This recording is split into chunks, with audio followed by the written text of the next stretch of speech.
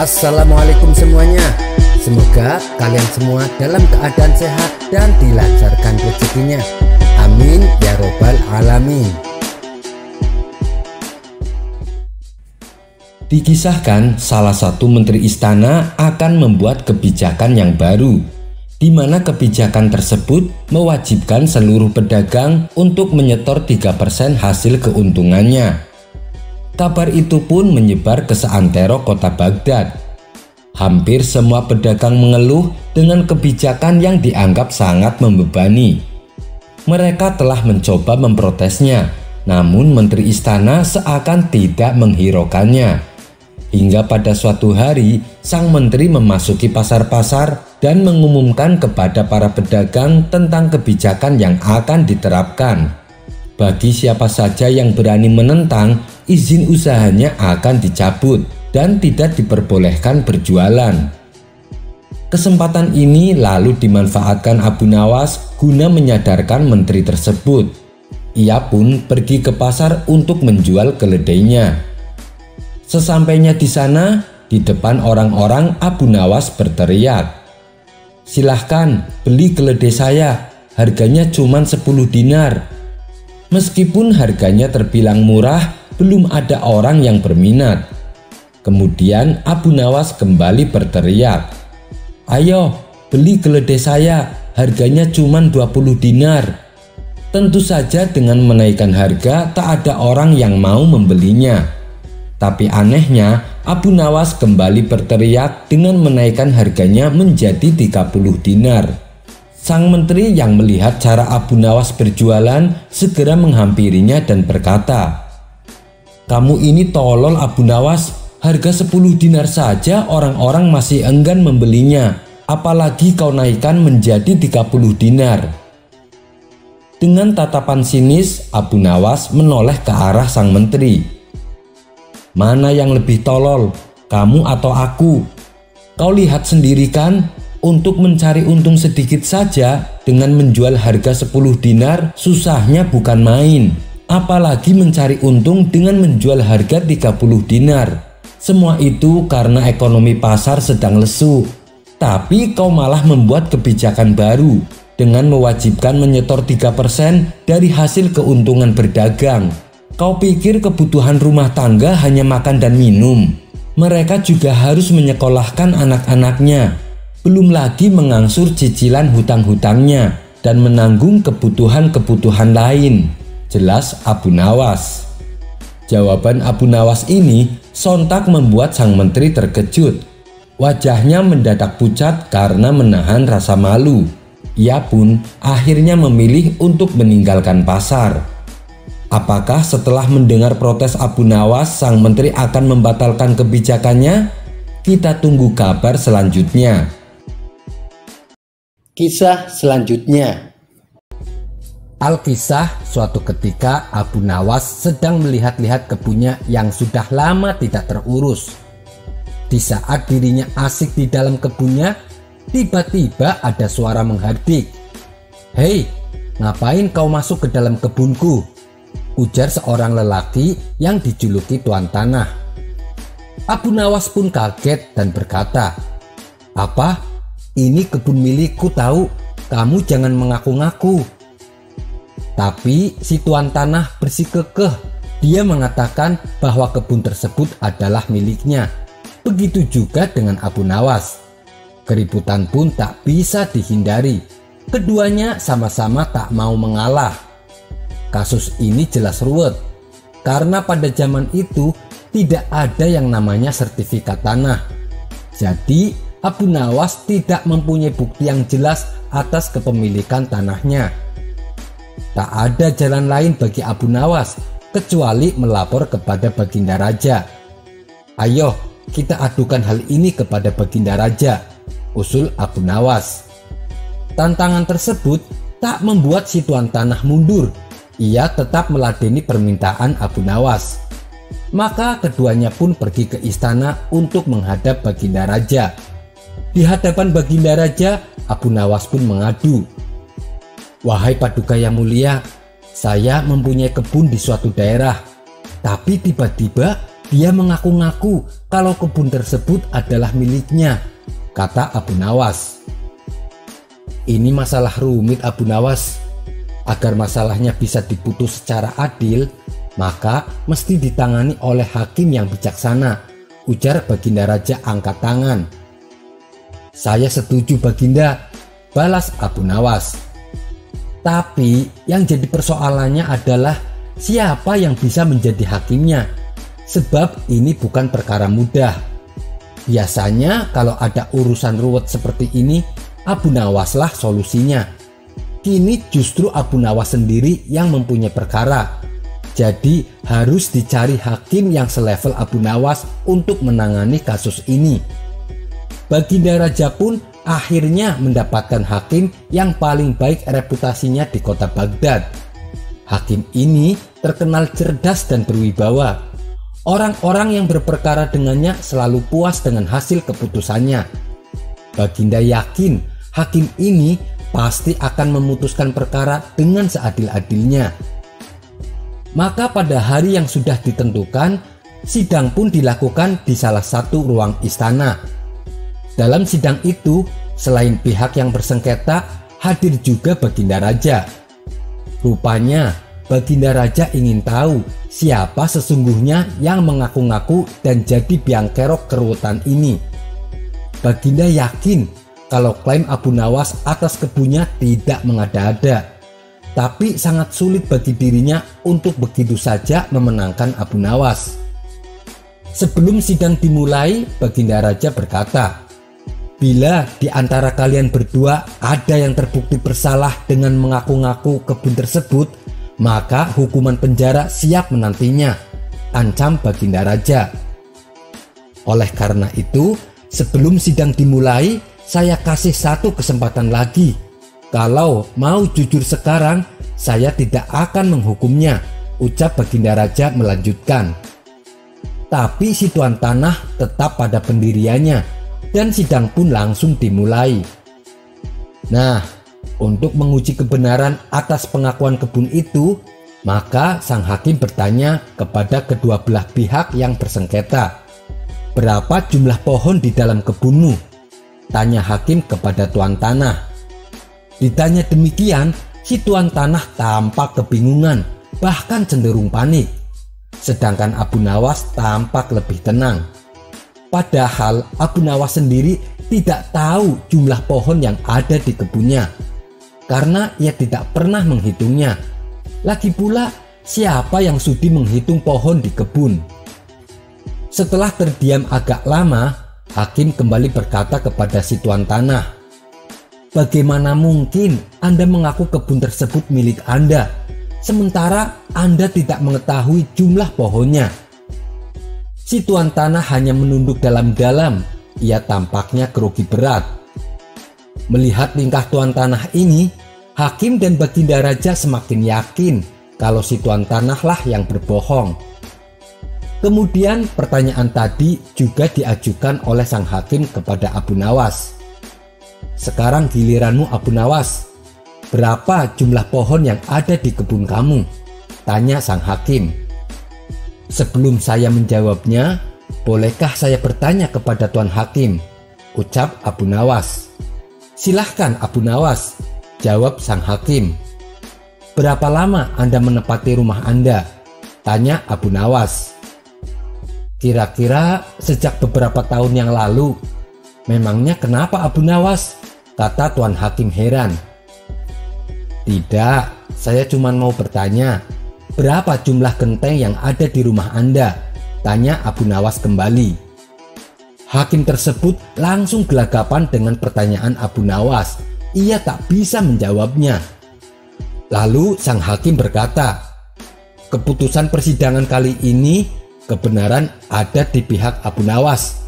Dan kamu tuan tanah, karena kamu telah berbohong, maka kamu dihukum penjara, ujar sang hakim.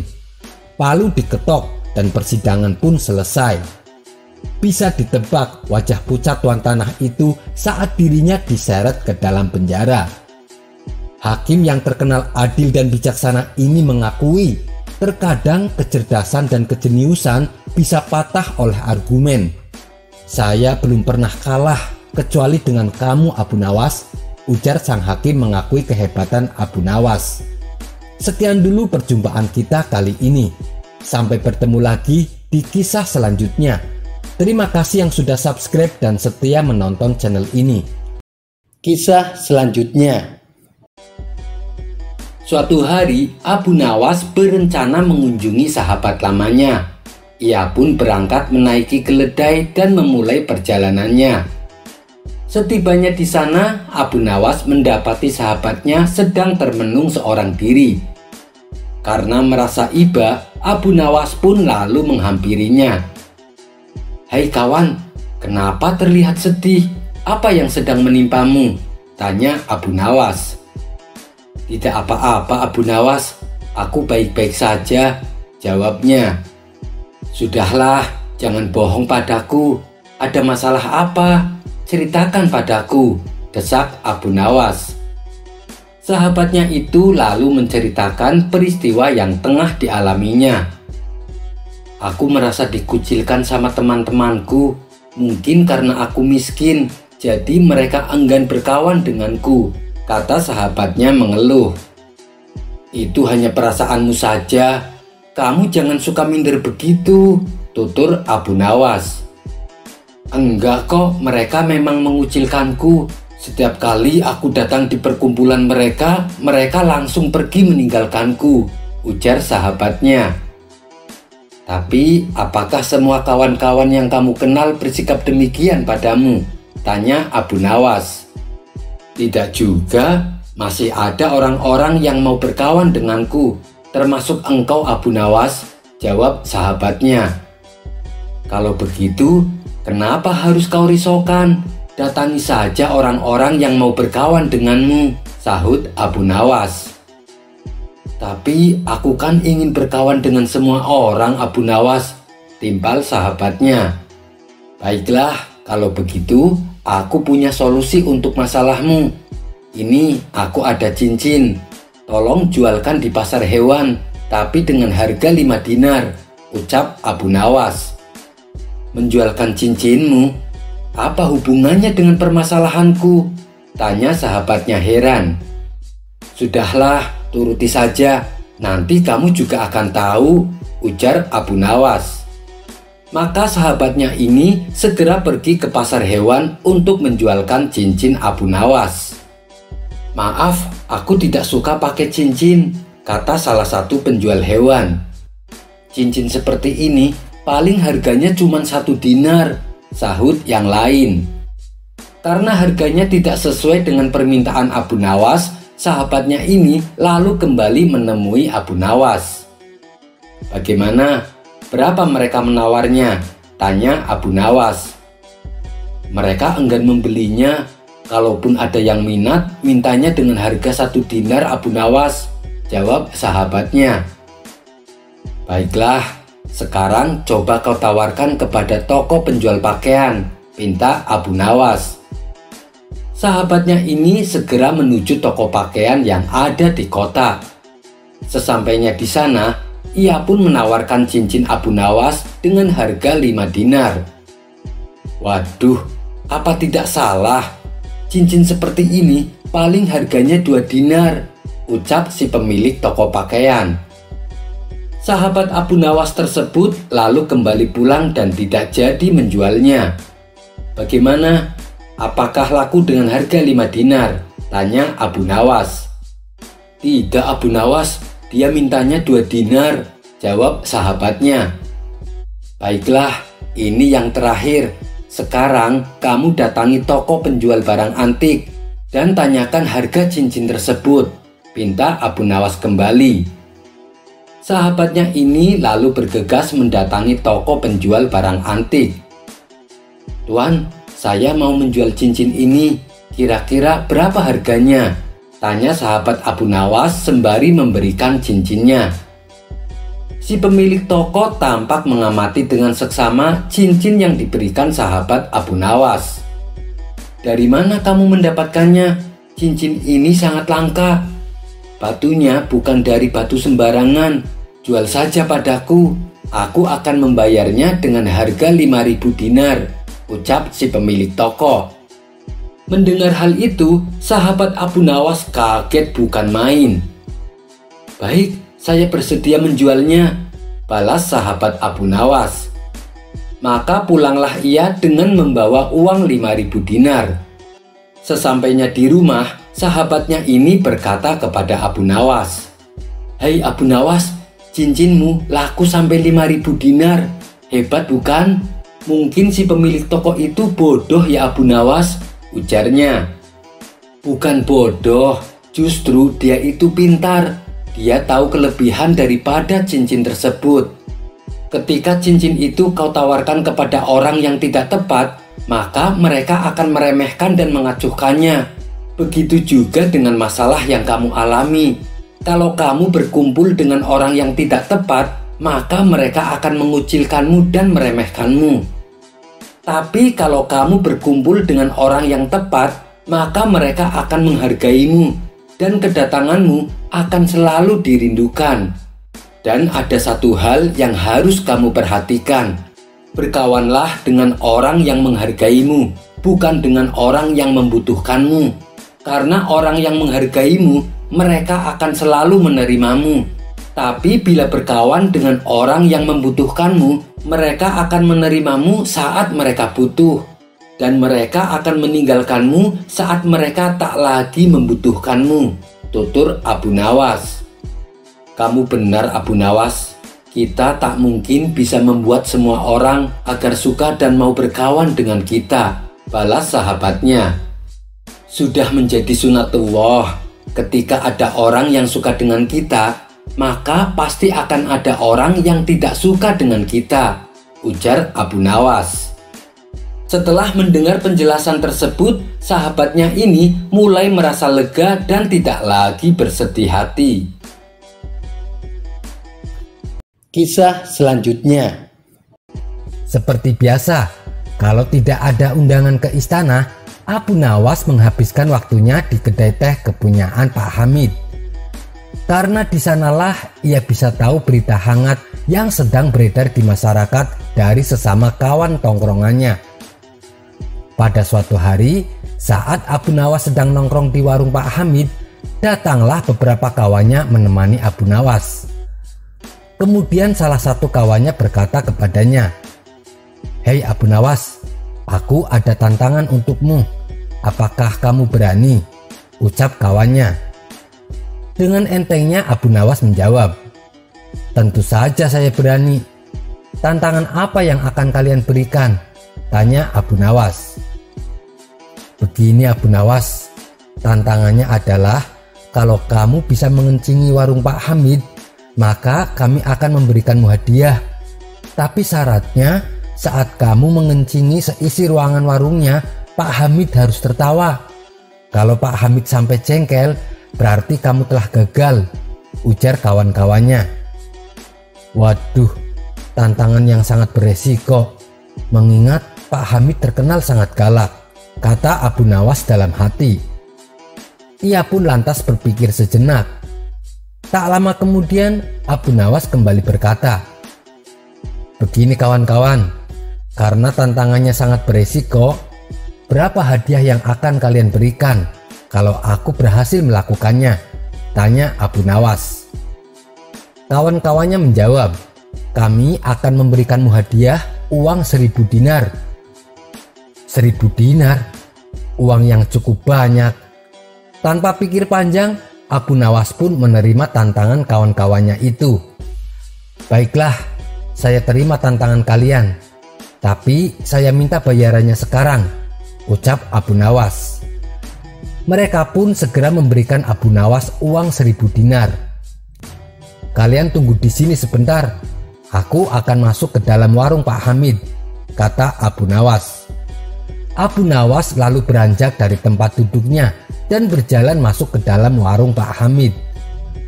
"Menurut kalian, apakah Abu Nawas bisa berhasil? Pak Hamid kan orangnya sangat galak," tanya salah satu kawannya. "Kita lihat saja nanti.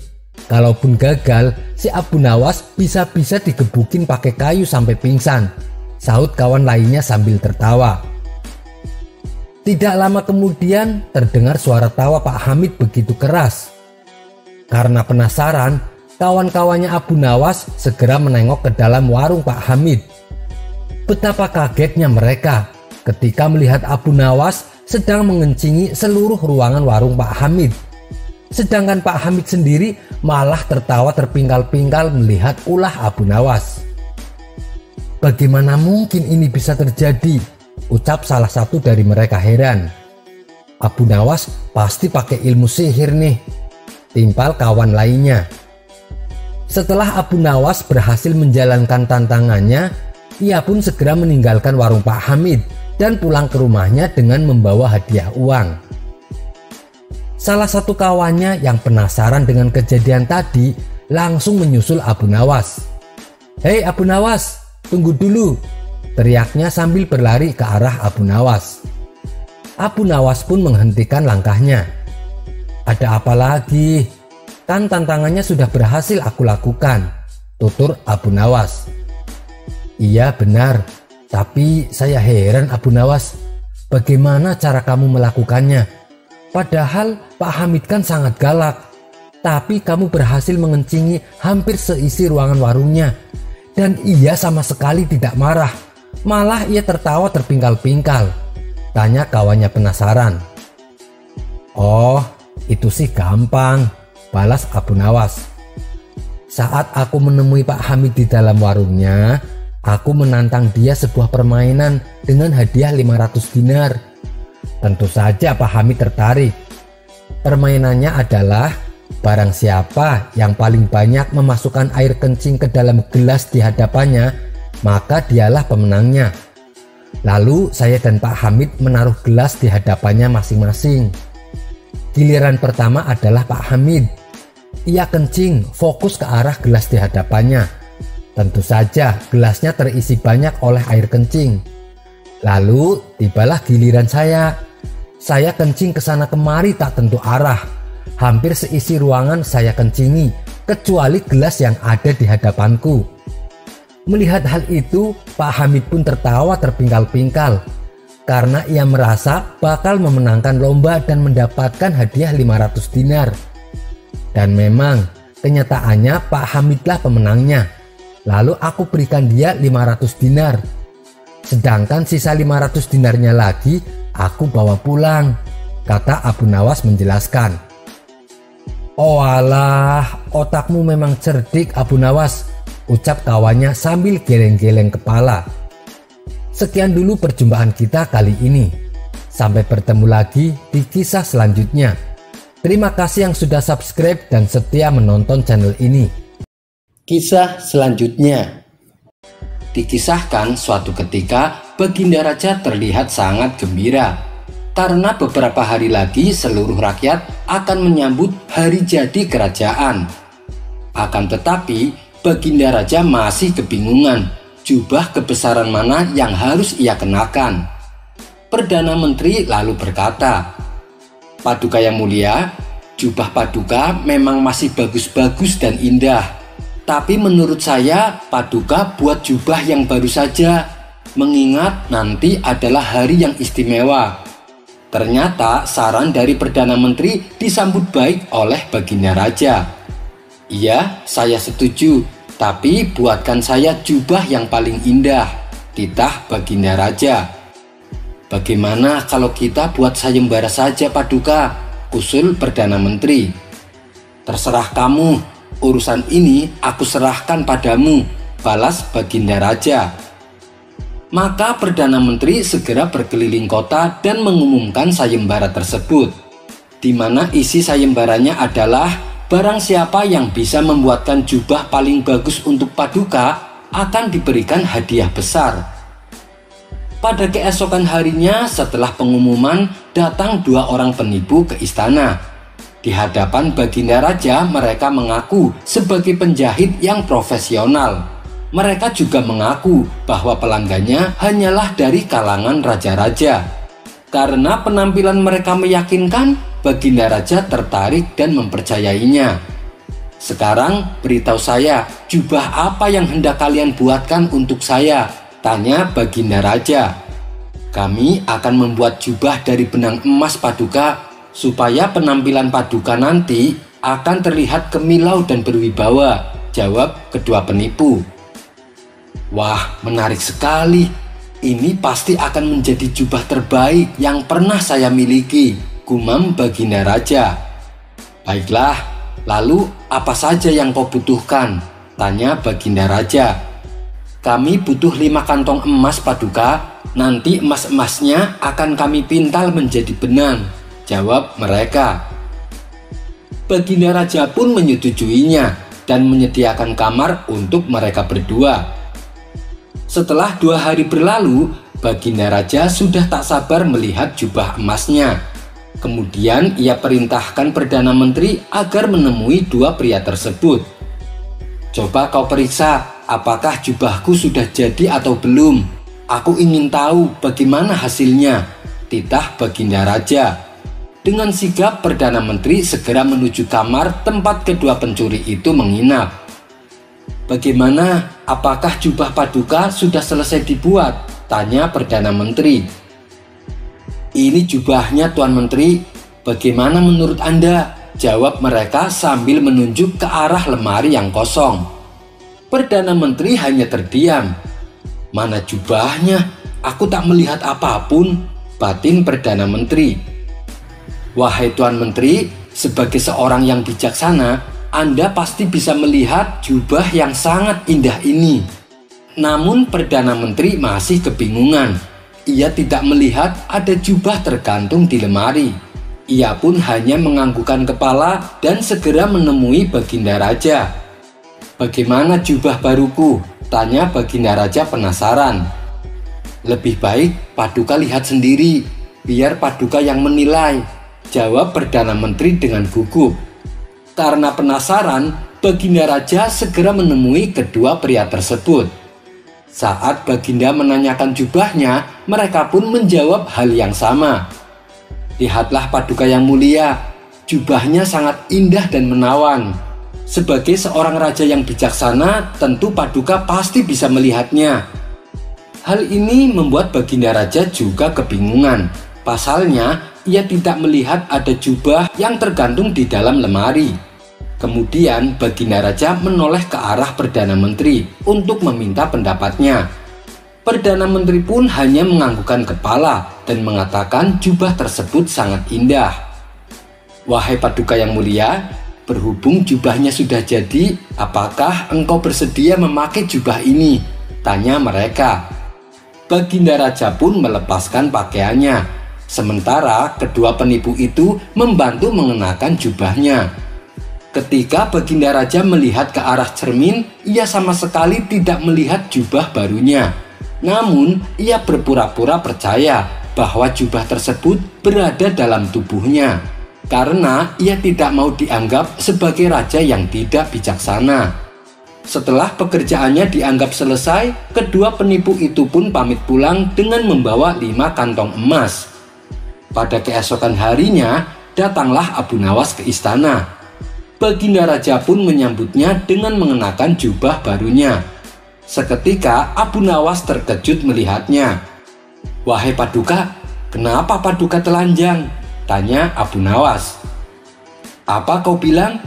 Ini jubah emas terbaikku Abu Nawas.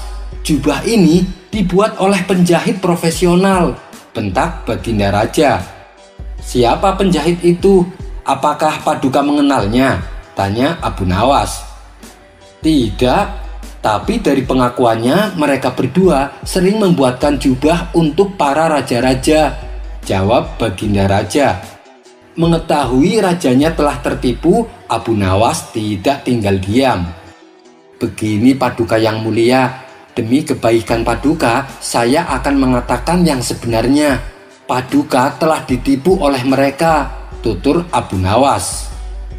Perkataan Abu Nawas ini membuat Baginda Raja tersadar, karena sebenarnya Baginda Raja juga tidak melihat jubah yang ia kenakan. Ia kemudian bertanya kepada Perdana Menteri. Wahai Menteri, katakan yang sejujurnya, apakah kau melihat jubah yang aku kenakan? Dengan penuh ketakutan, Perdana Menteri itu menjawab, Ampun Paduka yang mulia, sebenarnya hamba juga tidak melihatnya. Tapi karena hamba takut dianggap sebagai menteri yang tidak bijaksana, terpaksa hamba berbohong Paduka. Kurang ajar, kedua orang asing itu telah menipuku. Mereka juga membawa lari 5 kantong emas, gerutu Baginda Raja. Jangan khawatir Paduka, saya punya sebuah ide untuk menangkap kedua penipu itu, kata Abu Nawas. Beritahu aku Abu Nawas, aku ingin mereka ditangkap dan dipenggal kepalanya, balas Baginda Raja tak sabar. Apakah Paduka punya jubah dengan warna keemasan?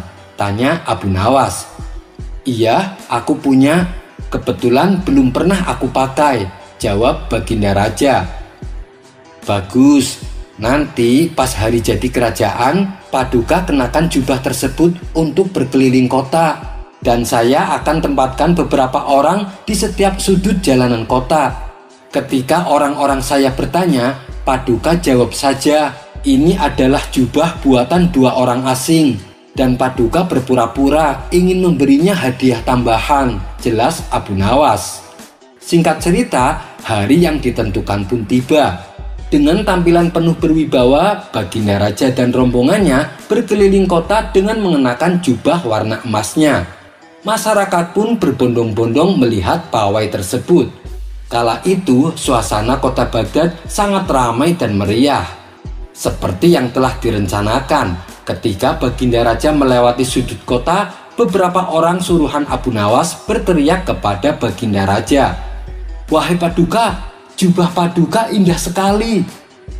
Baginda Raja pun membalas, "Ini adalah jubah buatan 2 orang asing dan saya ingin memberinya hadiah tambahan," kata Baginda Raja dengan bangganya. Begitulah seterusnya. Setiap melewati sudut jalanan kota, Baginda Raja membalas perkataan yang sama. Rupanya, ide Abu Nawas ini membuahkan hasil. Kedua penipu yang kebetulan ikut melihat pawai mendengar perkataan Baginda Raja. "Apa mungkin jubah itu benar-benar ada?" tanya si penipu kepada kawannya. "Kau lihat sendiri kan, sang raja telah memakainya," jawab kawannya. "Kalau begitu, besok kita ke istana dan minta hadiah tambahan," kata si penipu. Mereka pun akhirnya masuk perangkap Abu Nawas. Dan pada keesokan harinya, kedua penipu ini segera mendatangi istana dengan wajah penuh kegembiraan. Namun setelah mereka menghadap Baginda Raja, kedua penipu ini langsung ditangkap dan dimasukkan ke dalam penjara. Kisah selanjutnya adalah Uwais Al-Qarni, seorang sahabat Nabi tapi tak pernah berjumpa dengan Rasulullah. Namun, ia justru menjadi orang yang terkenal di langit tapi tidak terkenal di bumi. Kisah selengkapnya sebagai berikut. Di Yaman, tinggallah seorang pemuda bernama Uwais Al-Qarni. Ia adalah pemuda yang berpenyakit sopak. Karena penyakitnya itu, tubuhnya menjadi belang-belang. Walaupun demikian, dia adalah pemuda yang soleh dan sangat berbakti kepada ibunya, di mana kala itu ibunya juga menderita kelumpuhan. Sebenarnya Uwais sangat merindukan untuk berjumpa dengan Rasulullah, tapi ia tak mungkin meninggalkan ibunya sendirian. Uwais senantiasa merawat dan memenuhi semua permintaan ibunya. Hanya satu permintaan yang sulit ia kabulkan. "Anakku, ikhtiarkanlah agar ibu dapat menunaikan haji." Mendengar ucapan tersebut, Uwais termenung.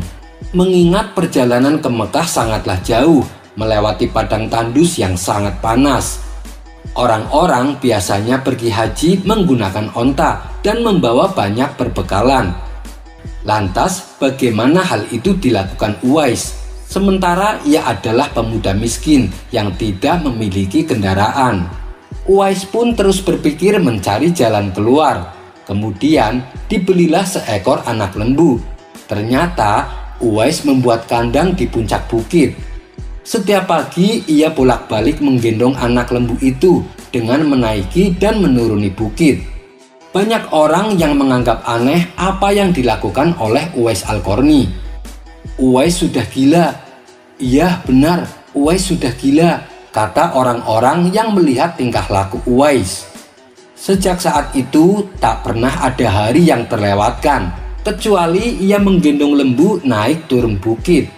Makin hari anak lembu itu makin besar dan makin besar pula tenaga yang diperlukan Uwais. Tetapi karena sudah latihan tiap hari, anak lembu yang membesar itu terasa ringan. Setelah 8 bulan berlalu, sampailah pada musim haji. Lembu Uwais telah mencapai 100 kg. Begitu juga otot Uwais yang makin kuat.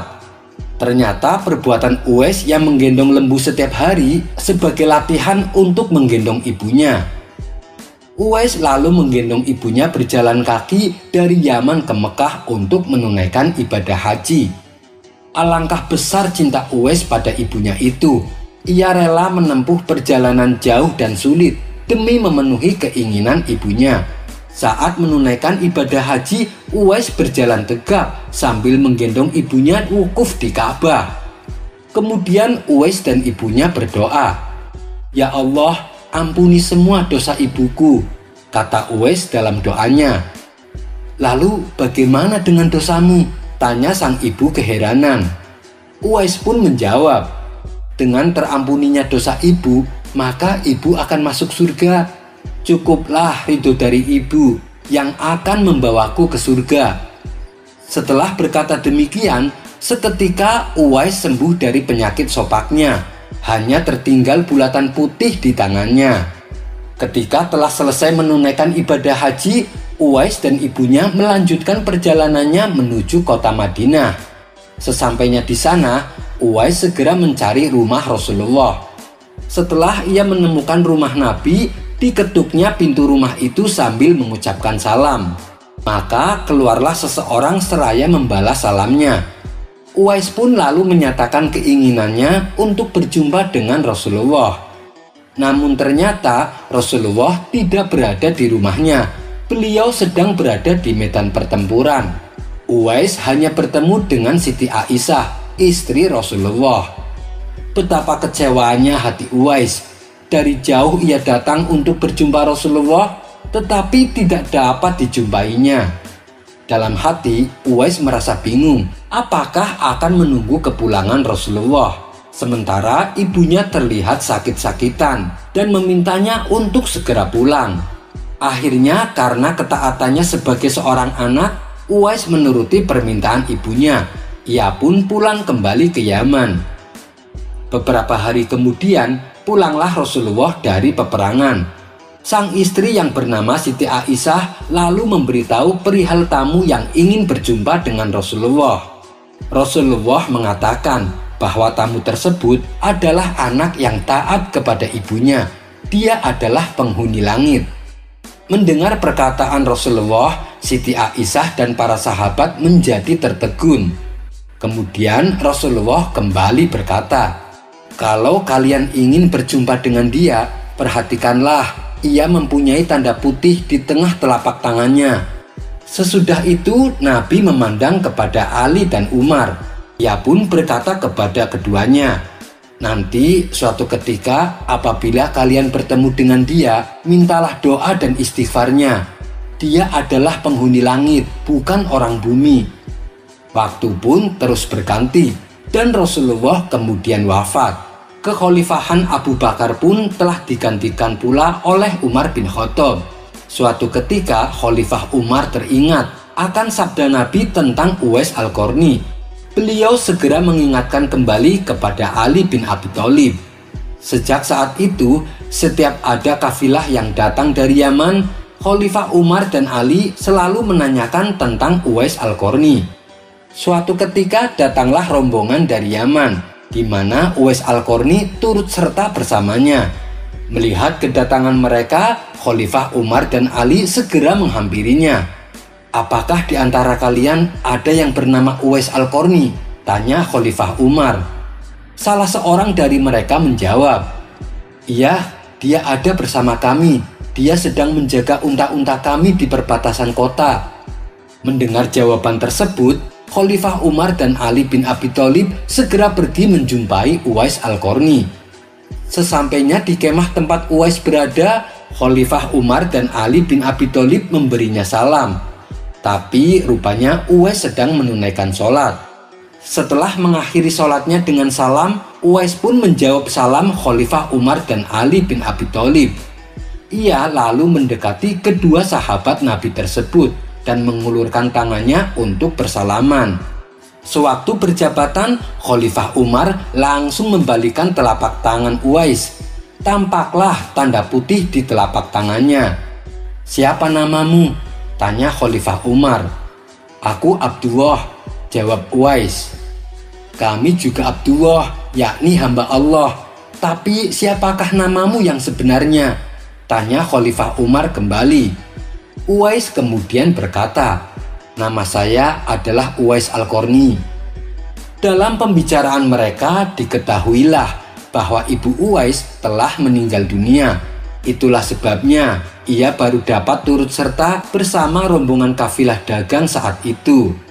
Akhirnya Khalifah Umar dan Ali bin Abi Thalib memohon agar Uwais mendoakan untuk mereka. Awalnya Uwais enggan melakukannya. Ia pun berkata, "Justru sayalah yang harus meminta doa kepada kalian."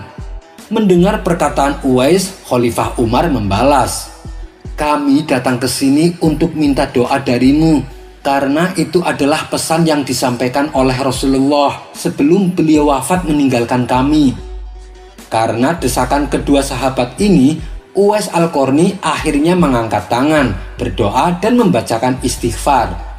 Setelah didoakan, Khalifah Umar berjanji untuk menyumbangkan uang negara dari Baitul Mal kepada Uwais untuk menjamin kehidupannya.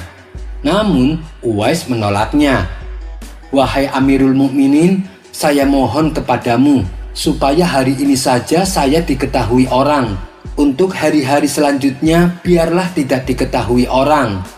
Beberapa tahun kemudian, Uwais Al-Qarni akhirnya meninggal dunia. Anehnya, pada saat dia akan dimandikan, tiba-tiba sudah banyak orang datang yang berebutan ingin memandikannya. Dan ketika dibawa ke pembaringan untuk dikafani, di sana pun sudah ada orang-orang yang sudah menunggu untuk mengkafaninya. Demikian pula ketika orang pergi hendak menggali kuburannya. Di sana ternyata sudah ada orang-orang yang menggali kuburnya hingga selesai. Ketika jenazahnya dibawa ke pemakaman, luar biasa banyak orang-orang yang berebutan untuk mengusungnya. Dan ketika hendak diturunkan ke dalam liang kubur, di situ selalu ada orang-orang yang telah siap melaksanakan terlebih dahulu. Meninggalnya Uwais Al-Qarni ini telah menggemparkan masyarakat kota Yaman. Banyak terjadi hal-hal yang amat mengherankan. Penduduk kota Yaman pun tercengang.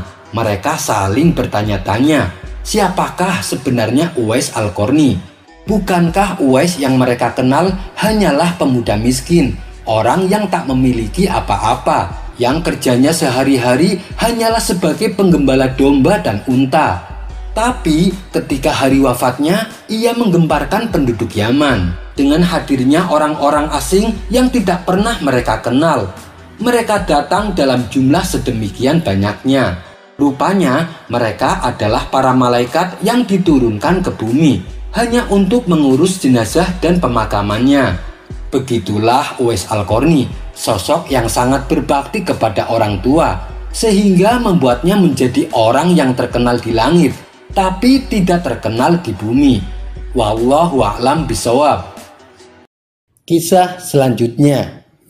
Kecerdikan Abu Nawas dalam menyelesaikan masalah tidak hanya membuat orang-orang kagum kepadanya, namun juga mengundang gelak tawa, karena caranya tergolong unik tapi selalu berhasil.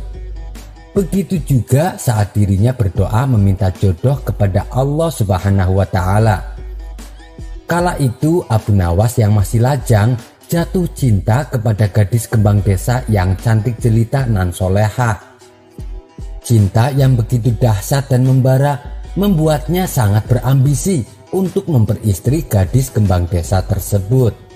Ia pun lalu berdoa kepada Allah Subhanahu wa Ta'ala, "Ya Allah, jika gadis itu memang jodohku, maka dekatkanlah ia kepadaku. Akan tetapi bila gadis itu bukanlah jodohku ya Allah, Tolong ya Allah, sekali lagi tolong, pertimbangkanlah kembali ya Allah, ujar Abu Nawas dalam doanya sembari menyebut nama gadis impiannya. Abu Nawas memanjatkan doa tersebut dengan sungguh-sungguh selama berbulan-bulan. Setelah menunggu lebih dari 3 bulan, tak ada tanda-tanda dikabulkan doanya. Ia pun kemudian mengganti kalimat doanya. Akan tetapi kali ini ia tak ingin memaksa Allah agar doanya dikabulkan. Kalimat doa yang diucapkannya pun cenderung lebih pasrah, tanpa diembel-embeli nama gadis yang didambakannya. Ya Allah, berikanlah istri yang terbaik untukku ya Allah. Namun untuk kesekian kalinya Allah masih belum mengabulkan doa Abu Nawas. Meski demikian, Abu Nawas tak pernah menyerah berdoa kepada Allah. Lama-lama ia khawatir juga karena takut gadis pujaannya keburu dipinang laki-laki lain. Akhirnya ia memutar otak bagaimana caranya agar doanya cepat dikabulkan. Ia pun mengubah kalimat doanya untuk kesekian kalinya. Ya Allah, kini aku tidak lagi meminta untuk diriku ya Allah. Aku hanya meminta gadis itu sebagai menantu ibuku yang sudah tua renta. Sekali lagi bukan untukku ya Allah. Aku hanya ingin melihat ibuku bahagia ya Allah. Maka jadikanlah gadis itu sebagai menantunya. Abu Nawas membawa nama ibunya dalam doa, padahal tetap saja permintaannya itu untuk dirinya. Allah Maha Tahu dan tidak perlu diakali. Tapi barangkali karena keikhlasan dan keluguan Abu Nawas tersebut, Allah pun mengabulkan doanya. Singkat cerita, menikahlah Abu Nawas dengan gadis pujaannya itu. Abu Nawas pun sangat gembira mempunyai istri cantik jelita, di mana gadis itu dulunya merupakan kembang desa yang jadi rebutan para lelaki di kampungnya. Setelah menikah dengan Abu Nawas beberapa bulan, istrinya yang baru pulang dari pasar terlihat murung. Abu Nawas yang sangat sayang dan perhatian dengan istrinya merasa khawatir. Ia pun lalu bertanya, "Wahai Dinda istriku, kenapa engkau terlihat murung?" Istrinya menjawab, "Suamiku, kamu tahu sendiri kan, sebelum aku menikah denganmu, banyak laki-laki yang ingin mendapatkanku, tapi aku lebih memilih dirimu untuk menjadi suamiku. Namun, sepertinya mereka masih belum bisa menerima kenyataan ini. Mereka masih saja menggodaku, baik ketika ketemu di jalan ataupun di tempat-tempat lain. Tadi di pasar mereka juga menggodaku."